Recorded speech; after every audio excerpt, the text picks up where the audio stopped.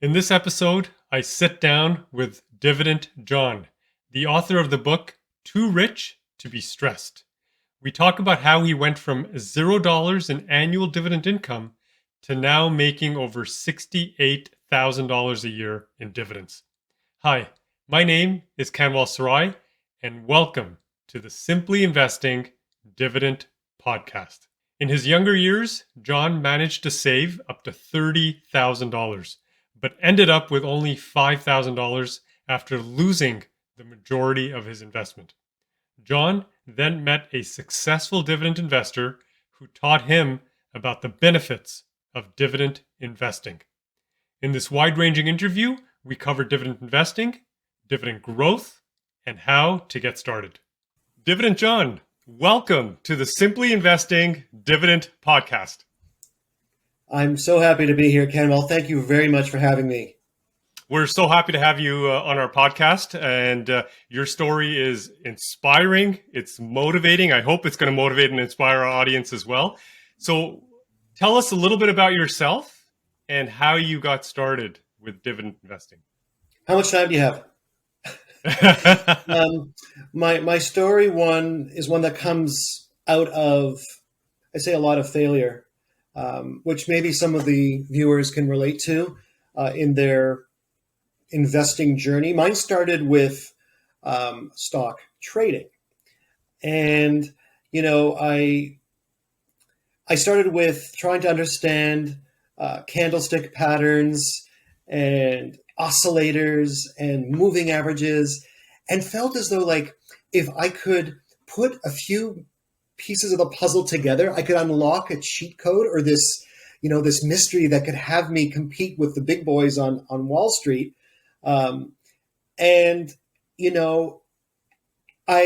just, if I bought a stock, it would go down literally the next minute. If I tried to sell short, it would go up literally the next minute. Like, I felt so cursed.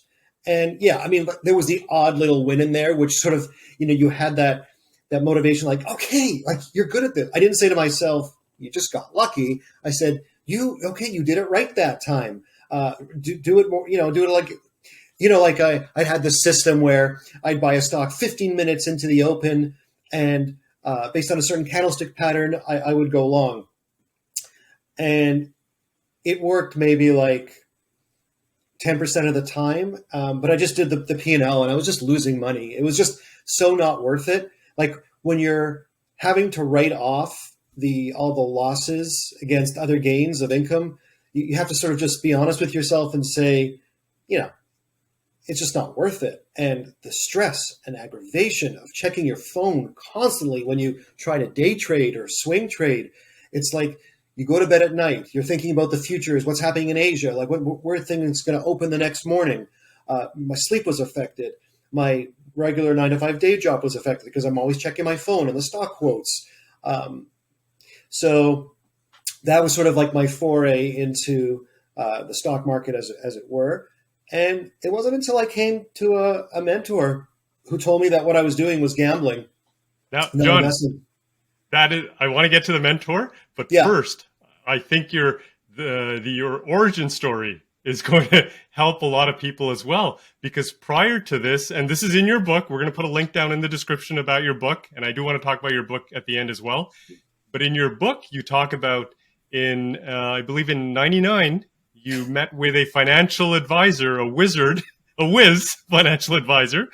And you were at a young age, and you had saved, I think in the book you said $30,000. Yeah. So how did you save $30,000 at such a young age? And then tell us what happened when you invested with this financial advisor. My parents didn't really have the means to give me an allowance. So they gave something very nominal, I should say. But I learned from a very young age that if I wanted to have cash flow, as Kevin O'Leary likes to say it, cash flow, I had to sort of be a hustler. So I would mow lawns for neighbors. I would shovel snow, being in, you're in Montreal, Ottawa, and I'm in Toronto. We had, months and months of the white stuff. So I would do my family driveway, and I would hustle. I'd go walking around with my shovel, no snowblower, and say, "Give me $20. Give me making deals, 15 here, 20." And I would just like save it. Like I would go out with my friends a little bit, but I would be frugal, and I just knew that need some in the bank. I always did summer jobs, landscaping. When I found that I could tutor and help kids, I did that after school and on Sundays. And it's I just had that mentality of working hard, saving. So yeah, when I was like, I think 21, 22 years old, I got a job in Hamilton, Ontario. And one of the people at work who seemed to be successful, a senior officer at the company, said, "Got to go to my guy. He's the best downtown. One of those big skyscrapers with one of the bank's names on it, the Big Five. I won't mention because I don't want to defame, but he had like the big office with the glass and overlooking the lake, and it was beautiful. And this was, I think, yeah, like I said, 99. He says, 30 grand? Wow, that's nothing compared to what I, normally do with clients, but you came recommended, so I'll help you, young fella, pretty much. I'm putting you all in tech. If you're not in tech," he said, "you're missing out. It's stupid." And he did me all in tech except for one Bank of Montreal stock. And by the way, just to be clear, he wasn't from the Bank of Montreal, but that's the stock that he chose in terms of my bank stock. And shortly thereafter, everything imploded in the world of tech. And my 30 went down to like 5 or 6K. Like it was like almost overnight. And it was devastating and heartbreaking because I knew how much hard work I'd put in to get there. So that's my sort of first foray into the stock market, actually. I can feel your pain because I lived through that. I lived through 99, 2000, the tech bubble. My background is in technology. I got a degree in computer science. So I had a 27-year career working for high-tech companies. And 99, 2000 was just nuts. Stock prices were going up every single day. You could buy a stock for $20 and sell it for $50 on a Friday. Like on a Monday. You had buy for 20 .com, yes. anything .com, yeah. Het.com did well until it, right? Yeah, that's crazy. And it's crazy because you're talking about how much you lost. You went from $30,000 to, did you say 5,000? Yeah, that's how much. about 5. Wow. That's devastating, right? And especially you've worked so hard for your money. I always tell people nobody cares more about your money than you do. Not your financial advisor, not your colleagues at work or anybody. It's you. You've worked hard for your money. So after that incident, I'm sure you learned a lot. I learned a lot myself. I've got I have my share of buying Nortel a couple of times as it was going up, and we all know how that story ends. Yeah, wasn't good. Then, before we get to your mentor, there was a period of time that you decided, okay, I'm going to do this on my own. I'm going to go invest on my own. And you talk about RIM stock, and then you talked about a pork farmer, and you invested in some pork stocks that also tanked. Tell us what happened there. Well, just the way you just described it, like when I had that devastating loss by this top financial person, I said, no one's going to care about this money as much as I will. So I'm going to educate myself and not put my faith and trust in anyone else, because I'm going to do the work and build my own wealth this way. I thought I could just do it yourselfer and that's it. So, yeah, I mean, I started absorbing as much sort of written material. I think I read The Wealthy Barber, Automatic Millionaire, and anything I could consume online. And I guess for some reason I got more into, at that point, trading. As I sort of referenced earlier, like I really thought that I could unlock the magical way to trade and to build wealth that way. And I also thought that the talking heads were the ones to follow. So it wasn't BNN back then; it was whatever, with the Business Network, and it wasn't even like the Kramer types. It wasn't those people. It was like those hour-long programs where you had experts come on and talk up a story about this how China was consuming more pork than they were doing beef and chicken, and this was an up-and-coming company that was about to explode. And I went pretty heavy into that based on what I thought this expert's opinion was suggesting. Shortly thereafter, share price might have been 10 or 12 bucks when I got in, something like that. It just tanked. Like it went down, I think 50%, like almost overnight. Turns out that it was literally two brothers who lived side by side and had a few pigs each in their backyard. And there was some falsifying of documents and what have you. And I was part of a class action lawsuit that several years later paid me $72. Yeah, I remember taking a picture of that check. It's framed somewhere just as a reminder to myself, you know, do your due diligence and, you know, don't buy stocks based on people on TV type thing. I can laugh about it now, but once again, it was another blow, right? I felt like I was the pig being slaughtered. It is so interesting because we see the same thing. I see the same thing. History repeats itself. And the story with the pork stock, let's just replace that with crypto or with EV companies or companies that are making batteries for EVs. Like, I don't know where the industry is going to go. Sure, we might all be driving electric cars in the future, but there's so many, Jim Cramers and folks on the internet, experts who come on and say, this is the next big thing. It's going to explode. Crypto is just one example. And it's so easy to get sucked into the story and buy into it. And I think you learned a valuable lesson there. It's good marketing on their part, right? It's creating sort of a great story. What do they say about, these mining stocks, right? A mining stock is a hole in the bottom with a liar on top. Yeah. Jeez. Now, given your history of what happened back in 99 with the tech bubble, then you went off on your own and tried to get into stocks, and that wasn't successful either. Anybody who's gone through those two episodes or scenarios would have written off investing in stocks altogether, would have said, this is it, I'm done. I'm not doing any more investing after losing so much money. But yet here we are, and we're going to be talking about dividend stocks. What made you keep going? And then tell us how that leads to meeting with Adam.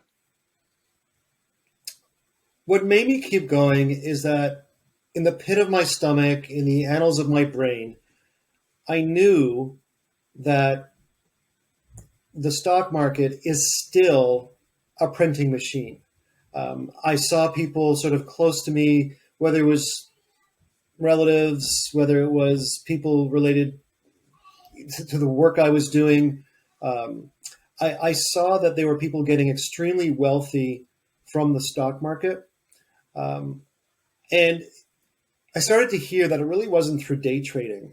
There was some money management as well. There was financial advisors as well. But I started to realize that, if I just kept at it somehow, I sort of would unlock the key, use the key to unlock it for myself as well, in a non-gambling way.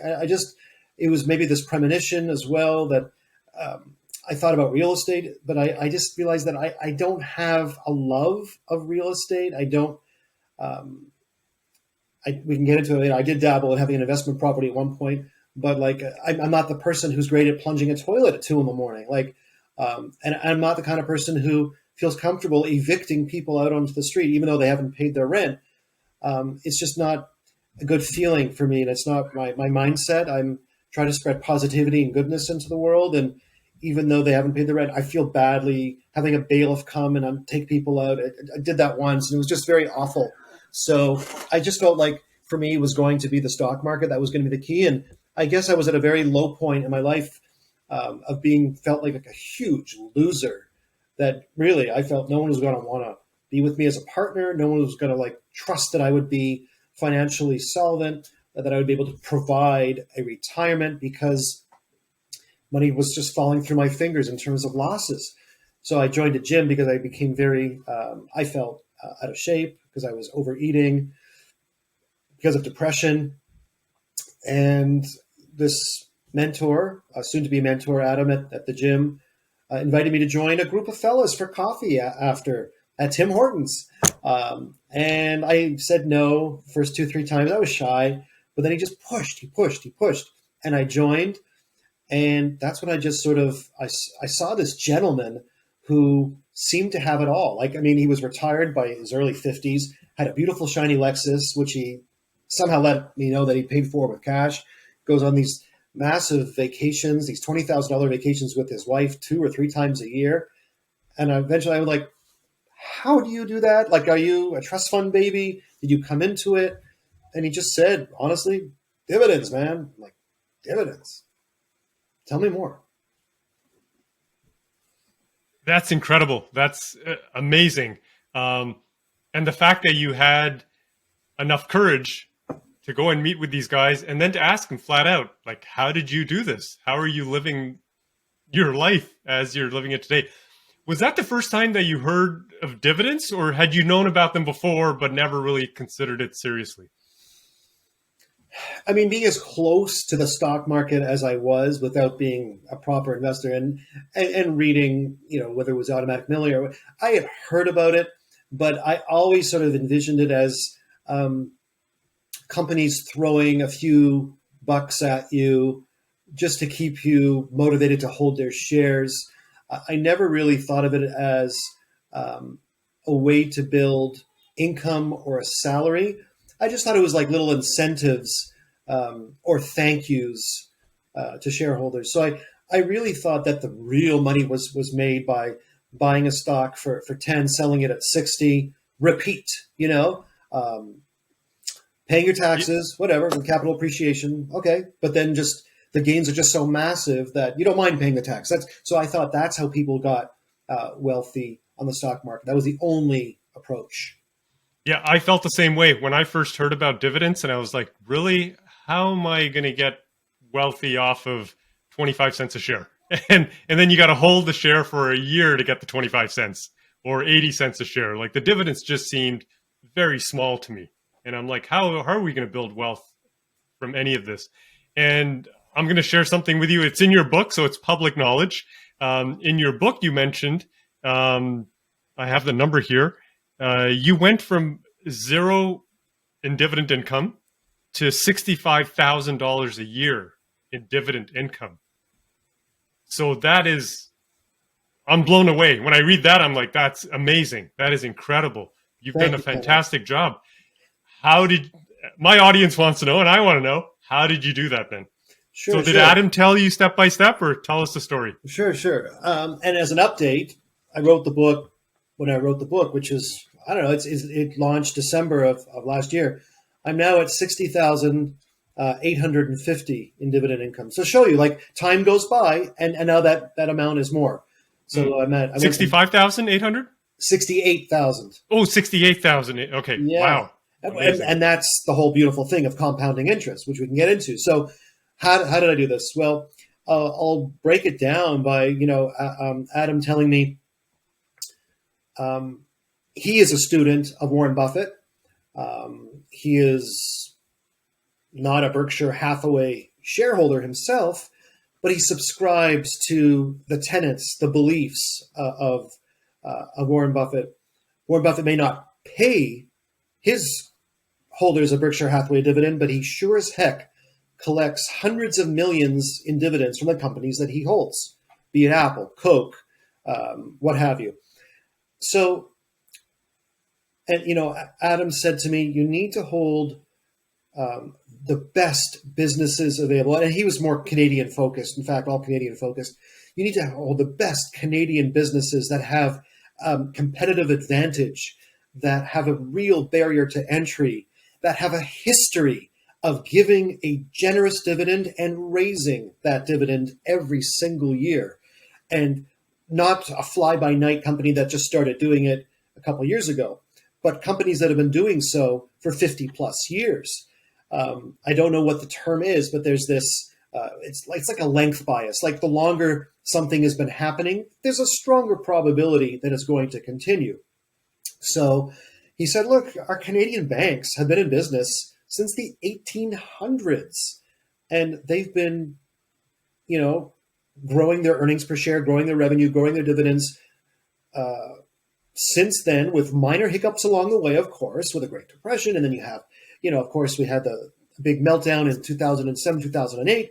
We had a COVID situation, and whether these companies they didn't cut their dividends, they paused them, but then reinstated them and made up retroactively for that.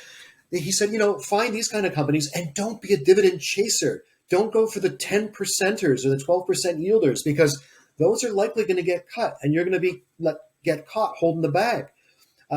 Be conservative, 3 to 5% yield, and you don't need 100 of these companies.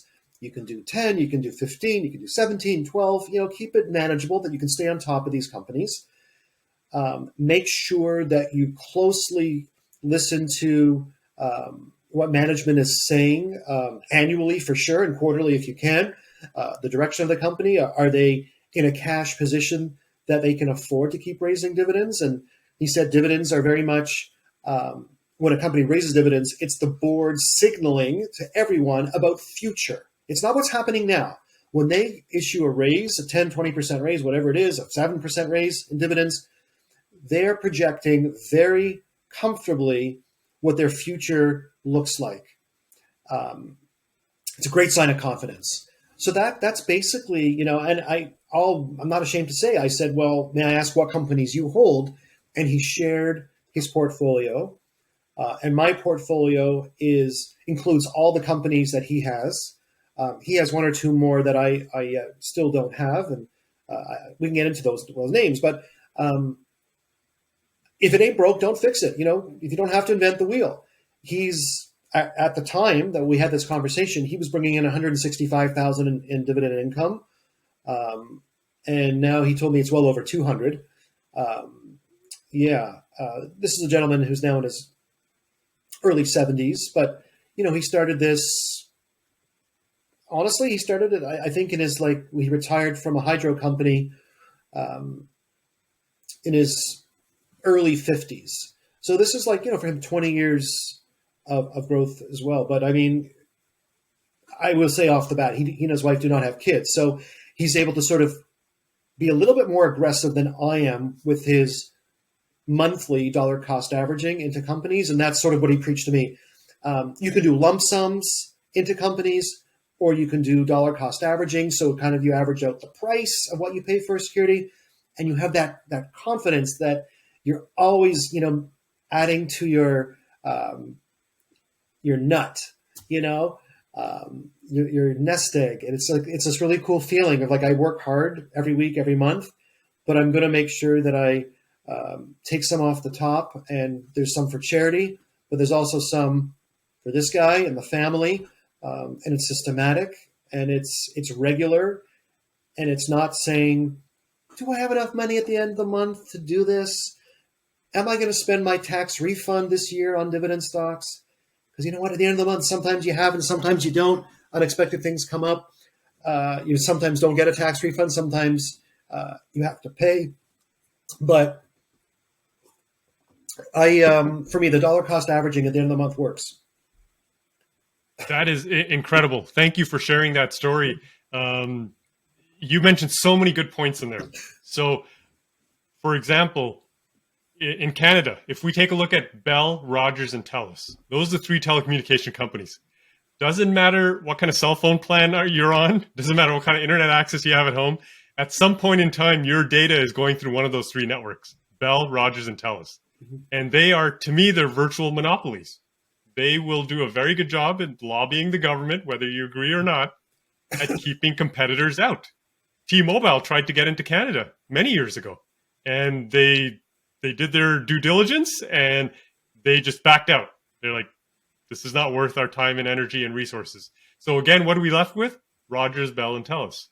And these are companies that have a history of growing their dividend, right? And you mentioned the banks. And I own the big five banks. I've owned them for many, many years. 2008, the financial crisis hit. Guess what? In Canada, they didn't cut the dividend. They just kept it the same. And for about a 4 or 5 year period, the dividend was the same across all the banks, the five big banks. And then they started increasing dividends. And now they've been increasing them for many years. Exactly. And then you mentioned the other thing was don't go for the high yield because that's possibly a dividend trap. Yeah. I've done that myself. Washington Mutual was a good example, 12% dividend yield, and we know how that ended. That was $5,000 wiped out completely, my investment in Washington Mutual, right? And yeah, so don't go chasing. And by the way, my mentor made a mistake. He did Crescent Point when it was 10 or 12% because he admits he got a little bit greedy, and then it got slashed by I think half or more. And he's still writing off those losses against his gains years later because share price plummeted as well. Yep. So absolutely. So the lesson here for all of our audience is if it's too good to be true, if the yield is too good to be true, it probably is. So 100%. Stay away from those 10, 12% ones. The other thing you mentioned is, okay, we're going to stick with companies that are giving us a 3% yield, 3.5, maybe 4. That's conservative. That's good. I think a lot of people don't realize that, sure, that's the yield today. But if the company is growing its dividend every single year, like CNQ or Fortis, they've been increasing dividends consecutively for more than 50 years. Wow. What's going to happen to your dividend yield? Your dividend yield goes up, right? So this year you're making 3%. Next year, maybe you make 3.5, 3.7. And then the year after that, 4%, 4.5. And so your yield is going to keep going up when the dividend goes up. 100%, Kanwal. I think I started with Enbridge. I was at like 3.5. Now I'm at 8, or 9. It's like, it's crazy. Yeah. And I guess the thing to be careful of sometimes is like when the share price drops and that yield gets a little bit high. Sometimes as investors, we do get a little bit nervous. Like, what's the management going to do? Will they cut the dividend? And so we have to keep sort of a close eye on that and make sure that we don't get caught. But here's the thing, I guess, if you've been in it that long and assuming you're up on your position, if there is a dividend cut and share price drops, you have choices, right? You can stay with the company and hope that things return, or you can take your capital and you can find something else. Like you're not married to stocks. Warren Buffett is notorious for saying he's made mistakes. Like every investor, Peter Lynch, all these guys have made mistakes. No one's perfect, and even if you do take a loss, sometimes it's okay to take a little bit of loss. I have some friends who've taken losses on Algonquin recently. I don't hold that one. I never have, but they've now moved that into a TELUS or a Bank of Montreal, and they sort of put that episode behind them and moving forward and not waiting for the recovery. You don't have to do that. You don't have to be that hard on yourself. And you can admit that's the circumstances, or it's not a personal failure. It's just stuff happens, and you can move forward. You can take that capital and put it to use elsewhere. Yep, absolutely. And even with my personal example of Washington Mutual and having it just completely go bankrupt and lose everything, even in that year, I made more dividend income than I did in the year before.